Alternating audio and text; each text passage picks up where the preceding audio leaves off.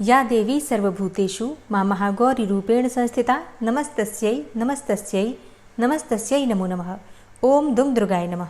10 अक्टूबर 2024 गुरुवार के दिन शारदीय नवरात्रि का 8वां दिन है और नवरात्रि के 8वें दिन मां महागौरी की आराधना की जाती है। आश्विन मास की शुक्ल पक्ष की अष्टमी तिथि प्रारंभ हो रही है 10 अक्टूबर को दोपहर में 12:32 पर और समाप्त हो रही है 11 अक्टूबर को दोपहर में 12:07 पर।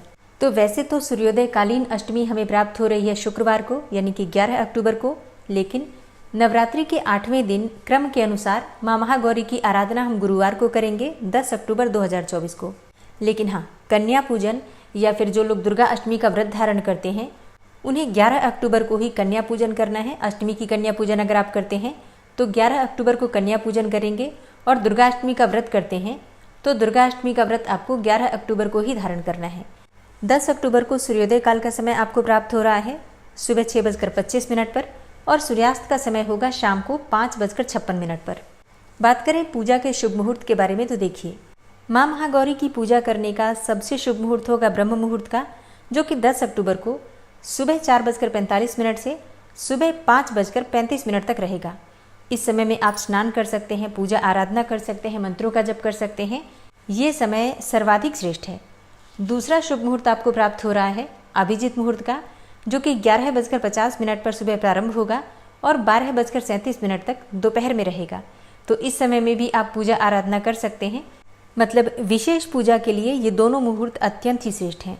और अब जानते हैं कि मां महागौरी की पूजा नवरात्रि की अष्टमी तिथि पर आपको किस प्रकार से करना चाहिए और मां महागौरी की पूजा का महत्व क्या होता है। मां महागौरी की पूजा से समस्त प्रकार के पाप कर्म समाप्त हो जाते हैं। शास्त्रों में ऐसा कहा गया है कि अगर अष्टमी तिथि के दिन मां महागौरी की पूजा आराधना हम करते हैं तो उससे हमारे सभी प्रकार के जाने अनजाने में किए गए पाप कर्म समाप्त हो जाते हैं और हर प्रकार की कामना मां महागौरी की पूजा से पूर्ण हो जाती है।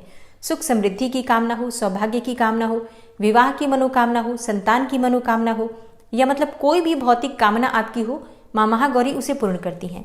ऐसा कहा जाता है कि मां महागौरी की पूजा से धर्म, अर्थ, काम और मोक्ष चारों पदार्थों की प्राप्ति हो जाती है। इसलिए नवरात्रि में अष्टमी तिथि विशेष रूप से बहुत महत्वपूर्ण होती है। तो आज के दिन किस प्रकार से मां महागौरी की पूजा आराधना करनी चाहिए, किन मंत्रों का जप करना चाहिए, कौन सी वस्तुएं मां को अर्पित करें जिससे कि सौभाग्य का वरदान हमें प्राप्त हो, विवाह की मनोकामना हो आपकी या फिर संतान की कामना हो, धन प्राप्ति की कामना हो या फिर जीवन में सफलता की कामना हो, इसके लिए मां महागौरी की पूजा किस प्रकार से करें और कौन सा उपाय करें, संपूर्ण जानकारी आपको आज की वीडियो में मैं शेयर करने वाली हूँ। संपूर्ण पूजा विधि शेयर करने वाली हूँ, इसलिए वीडियो बहुत महत्वपूर्ण है, पूरा जरूर देखिए। और हाँ, अगर आपको आज की वीडियो अच्छी लगे तो इसे लाइक भी जरूर कीजिए, क्योंकि देखिए आपके लाइक्स, आपके कमेंट्स मेरे लिए बहुत महत्वपूर्ण होते हैं। ये एकमात्र जरिया है जिनसे मुझे पता चलता है कि आपको ये वीडियो अच्छी लगती है और आपके लिए ये वीडियो उपयोगी है। तो अगर वीडियो अच्छी लगे तो लाइक तो ज़रूर ही किया कीजिए। और अब जानते हैं कि नवरात्रि की अष्टमी तिथि पर मां महागौरी की पूजा किस प्रकार से करना है। देखिए, जिस प्रकार से हमने नवरात्रि में बाकी दिनों में सप्तमी तिथि तक पूजा की विधि बिल्कुल वही होती है। मतलब सुबह आपको जल्दी उठना है, नित्य कर्मों से निवृत्त हो जाइए, स्नान कर लीजिए। स्नान करने के बाद साफ स्वच्छ वस्त्र धारण कर लीजिए। मां महागौरी का प्रिय रंग है गुलाबी, तो आज के दिन आपको गुलाबी रंग के वस्त्र धारण करके मां महागौरी की पूजा करनी चाहिए। तो स्नान इत्यादि से निवृत्त होकर सबसे पहले भगवान सूर्यदेव को जल अर्पित कीजिए। इसके बाद अपने घर के मंदिर में आ जाइए जहां पर आपने मां दुर्गा की चौकी स्थापित की है। अब आपको सबसे पहले सभी देवी देवताओं को अपने दोनों हाथ जोड़कर प्रणाम करना है। फिर मां के समक्ष शुद्ध आसन डालकर बैठ जाइए। अब थोड़ा सा गंगा जल या फिर शुद्ध जल लेकर अपने ऊपर छींटे दीजिए। अपने आसपास जो पूजा की सामग्री है सब पर जल के छींटे देकर शुद्धिकरण कर लीजिए। इसके बाद अपने आसन के पास थोड़ा सा जल डालकर और अपनी आंखों पर अपनी 2 उंगलियों से अपने मस्तक पर अपनी आंखों पर तिलक कीजिए। 2 बार जल उठाकर अपने मस्तक पर लगा लीजिए, नेत्रों पर लगा लीजिए।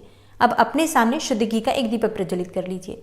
अब आपकी पूजा प्रारंभ हो जाती है। जब तक आप पूजा कर रहे हैं तब तक आप अपने आसन पर से उठ नहीं सकते हैं। अब आप सबसे पहले गणपति का पूजन करेंगे, कलश देवता का पूजन कीजिए। फिर इसके बाद से जैसे आपने षोडश मातृका, नवग्रह मंडल या फिर ज्वारे बो रखे हैं या अखंड दीपक प्रज्वलित कर रखा है, सभी देवी देवता जो चौकी पर विराजित हैं उनकी विधि विधान से पंचोपचार विधि से धूप, दीप, अक्षत पुष्प इत्यादि अर्पित करके पूजा कर लीजिए। और हाँ, सबको भोग अवश्य अर्पित करना चाहिए। इसके बाद माँ दुर्गा की विशेष पूजा होगी माँ महागौरी स्वरूप में। तो अपने हाथ में अक्षत और पुष्प लेकर माँ का ध्यान कीजिए। सबसे पहले माँ का स्वरूप क्या है जिसका आपको ध्यान करना है। देखिए, माँ दुर्गा की 8वीं शक्ति मानी जाती है माँ महागौरी। और नवरात्रि के 8वें दिन जब हम इनकी पूजा करते हैं तो इनका जो स्वरूप हम ध्यान करते हैं वो पूर्ण रूप से गौर वर्ण का होता है, इसलिए ये महागौरी कहलाती हैं। इनकी गौरता की उपमा शंख, चंद्र और कुंद के फूल से की गई है और इनकी आयु 8 वर्ष की मानी गई है। इनके समस्त वस्त्र और आभूषण भी श्वेत हैं। वृषभ पर सवार माँ की 4 भुजाएं हैं, जिसमें ऊपर के दाहिने हाथ में अभय मुद्रा और नीचे वाले दाहिने हाथ में त्रिशूल है। ऊपर वाले बाएं हाथ में डमरू और नीचे बाएं हाथ में वर मुद्रा है और इनकी मुद्रा अत्यंत शांत है। धन, धान्य और सुख समृद्धि की प्राप्ति के लिए माँ महागौरी की उपासना की जाती है। तो माँ महागौरी के इसी स्वरूप का आपको ध्यान करना है। माँ का ध्यान करते वक्त मंत्र कौन सा बोलना है? देखिए, माँ का ध्यान मंत्र है या देवी सर्वभूतेषु माँ गौरी रूपेण संस्थिता नमस्तस्यै नमस्तस्यै नमस्तस्यै नमो नमः। या दूसरा मंत्र आप बोल सकते हैं सर्वमंगल मांगल्ये शिवे सर्वार्थ साधिके शरण्ये त्र्यंबिके गौरी नारायणी नमोस्तुते। और माँ महागौरी का बीज मंत्र है श्रीम क्लीम ह्रीम वरदायै नमः। अगला मंत्र है ओम महागौर्यै नमः। तो इनमें से किसी भी मंत्र के द्वारा आप माँ का ध्यान कर सकते हैं और पूजा करते समय उस मंत्र का उच्चारण आप चाहें तो 11 बार, 21 बार या 108 बार भी करके और माँ की पूजा कर सकते हैं। और हाँ, माँ का ध्यान करने के बाद आपके हाथ में जो सामग्री है पुष्प और अक्षत, ये माँ के चरणों में अर्पित कर दीजिए। अब इसके बाद विधि विधान से आपको माँ की पूजा करनी है। जो भी सामग्री आपके पास उपस्थित है जैसे कि धूप, दीप, अक्षत, पुष्प, गंध इत्यादि सभी चीजें एक एक करके माँ को अर्पित कीजिए। आज कौन सा पुष्प माँ को अर्पित करना चाहिए? देखिए, वैसे तो आपके पास जो भी पुष्प हो अर्पित कर सकते हैं, लेकिन माँ का प्रिय पुष्प है कमल का पुष्प। माँ को कमल का पुष्प अत्यंत प्रिय है। अगर आपके पास हो तो जरूर अर्पित कीजिए, नहीं हो तो क्या करें, आप पीले पुष्प भी अर्पित कर सकते हैं। माँ को रात की रानी का पुष्प भी बहुत पसंद है और विशेषकर मोगरे का पुष्प माँ को अत्यंत प्रिय है। तो जो पुष्प आपके पास उपलब्ध हो, गुलाब का, गुड़हल का, सारे पुष्प माँ को अर्पित किए जा सकते हैं। और नवरात्रि की अष्टमी तिथि पर माँ महागौरी को अर्पित किया जाता है नारियल का भोग। नारियल का भोग माँ को अत्यंत प्रिय है। इसके अलावा हलवा, पूरी, चने, नारियल जरूर अर्पित करना चाहिए। तो विधि विधान से माँ महागौरी की पूजा कीजिए, मंत्रों का जप कीजिए। इसके बाद जो भी आप मंत्र जप करते हैं, जैसे कि प्रतिदिन अगर आप चालीसा पाठ कर रहे हैं, दुर्गा सप्तशती का पाठ कर रहे हैं, नवार्ण मंत्र का जप करते हैं या कोई भी पाठ, कोई भी मंत्र आप प्रतिदिन जो जप रहे हैं उसे जप करके और अपनी पूजा को पूर्ण करके आरती कर सकते हैं। अब बात करें माँ महागौरी की विशेष पूजा विधि के बारे में, तो देखिए, माँ महागौरी को सौभाग्य का प्रतीक माना जाता है। इसलिए माँ महागौरी को सौभाग्य की सामग्री जो होती है, सुहाग की सामग्री जरूर अर्पित करनी चाहिए। अपनी इच्छा के अनुसार आप चाहें तो 16 श्रृंगार की सामग्री अर्पित कर सकते हैं या फिर सिंदूर, बिंदी, चूड़ियां, ये सब चीजें जैसे कि 5 सुहाग की सामग्री भी आप अर्पित कर सकते हैं, जो भी आपके पास उपलब्ध हो। अब जैसे कई भक्तों के प्रश्न होंगे कि हमने पहले ही दिन नवरात्रि में सुहाग की सामग्री माँ को अर्पित कर दी थी, तो क्या हम अष्टमी तिथि पर भी अर्पित करें? ये जरूरी है। देखिए, नवरात्रि में अगर आपने पहले दिन सुहाग की सामग्री अर्पित कर दी है तो अगर आप बहुत कुछ आज नहीं कर पाते हैं अष्टमी तिथि पर, तो कम से कम सिंदूर, बिंदी, चूड़ियां, 2-4 सामग्री अवश्य अर्पित कर दीजिए। और कुछ नहीं कर पाते हैं तो सिंदूर तो अवश्य अर्पित कीजिए। और वो सिंदूर आप स्वयं प्रयोग कर सकते हैं, चाहे तो किसी को दान में भी उसमें से थोड़ा बहुत दे सकते हैं। पूरा चढ़ाकर पूरा दान नहीं करना है, इस बात का ध्यान रखिए। सिंदूर हम माँ को जब भी चढ़ाते हैं अपने लिए पहले रखते हैं, फिर उसमें से किसी भी सुहागिन महिला को थोड़ा सा दे सकते हैं। या फिर सिंदूर की 2 डिब्बी चढ़ा सकते हैं, एक किसी को दान कर सकते हैं, एक आप स्वयं प्रयोग कर सकते हैं। मतलब अपने लिए भी चढ़ाइए, फिर दान के लिए भी आपको जरूर निकालना चाहिए। और नवरात्रि की अष्टमी तिथि पर माँ दुर्गा को लाल चुन्नी अवश्य अर्पित करनी चाहिए। आप चाहे तो साड़ी या फिर अपने लिए सूट चढ़ाकर भी माँ को फिर बाद में स्वयं प्रयोग कर सकते हैं, या फिर लाल चुन्नी जो मिलती है माता वाली, आप वो भी चढ़ा सकते हैं, लेकिन जरूर चढ़ाइए। अगर आपने प्रतिपदा तिथि पर चढ़ाया था तब भी आज आपको चढ़ा देना चाहिए, क्योंकि आज माँ महागौरी की पूजा से जो फल आपको प्राप्त होगा वो पूरी नवरात्रि में नहीं मिलता है। इसलिए अंतिम दिन अष्टमी और नवमी बहुत महत्वपूर्ण है। जैसे कि नवरात्रि में अष्टमी तिथि पर माँ महागौरी की पूजा करने से विवाह के जो योग हैं बहुत जल्दी बन जाते हैं।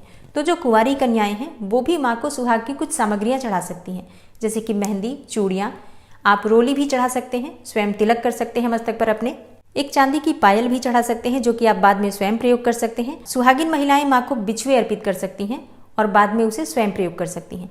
इससे सौभाग्य बढ़ता है, पति पत्नी के रिश्ते मधुर होते हैं, पति की आयु लंबी होती है, पति को उसके कार्यों में, उसके जीवन में सफलता मिलती है, क्योंकि हमें माँ का आशीर्वाद मिल जाता है।